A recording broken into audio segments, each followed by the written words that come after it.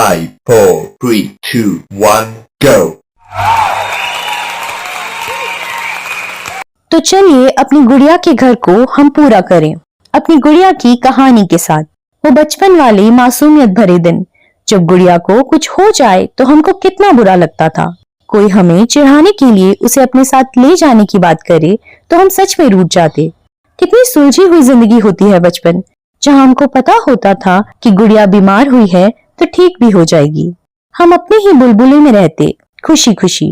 बचपन में हमारे पास रहती थी वो प्लास्टिक वाली गुड़िया, जिसकी समय के साथ एक आंख कभी बंद हो जाती तो कभी खुली की खुली ही रह जाती। फिर आई बारबी डॉल, जो हर किसी के पास नहीं होती थी, और जिस दोस्त के पास बारबी होती वो सबकी बेस्ट फ्रेंड बन जाती। आपको पता है, हमारे देश के छत्तीसगढ़ राज्य में अक्षय तृतीया के दिन गुड्डे गुड़िया की शादी कराई जाती है। छत्तीसगढ़ में ये पर्व बहुत अनोखे ढंग से मनाया जाता है। गुड्डा गुड़िया की शादी को छत्तीसगढ़ी में पुत्रा पुत्री के बिहाव भी कहा जाता है, और इस त्योहार को लेकर छत्तीसगढ़ में इतना उत्साह है कि त्योहार से एक हफ्ते पहले ही अक्ति बाजार लग जाता।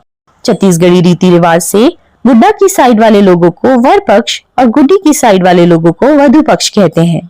सुबह चूल माटी की रस्म, दोपहर में संगीत, बाद में मेहंदी और शाम में बारात निकाली जाती है। फिर पूरे रीति रिवाज से 7 फेरे करवाए जाते हैं। आखिरी में विदाई कर इस त्योहार का अंतिम चरण भी पूरा किया जाता है। पिछले वीडियो में मैंने बताया था कि कैसे बच्चों के खिलौनों से पैदा हुआ प्लास्टिक कितना घातक है। मैंने अपनी जिंदगी के कुछ साल मैसूर में बिताए और बैंगलोर से मैसूर की अनगिनत बस यात्रा करी, जिसमें बीच में पड़ता था चन्नपटना, जहाँ के खिलौने और बच्चों के लकड़ी के घोड़े बहुत प्रसिद्ध हैं। उस शहर में एंटर करते ही रंग बिरंगे लकड़ी के घोड़े और उनसे सजी दुकानों की लंबी कतार देखकर ही आप समझ जाते कि चन्नपटना आ गया है। पुराने जमाने में मिट्टी और लकड़ी को खिलौनों के प्रयोग में लाया जाता था।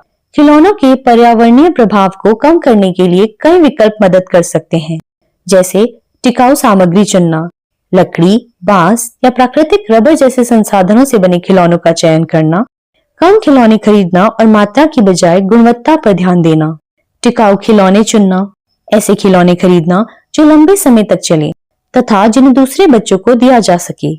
खिलौनों को रिसाइकिल करना, यह सुनिश्चित करना कि खिलौनों का उचित तरीके से पुनर्चक्रण किया जाए, या जब उनकी आवश्यकता न हो तो उन्हें दान कर दिया जाए। तो कैसा लगा आपको ये गुड़िया का घर, मुझे कमेंट करके जरूर बताइए, और ऐसी वीडियोस देखने के लिए सब्सक्राइब करके जाइए।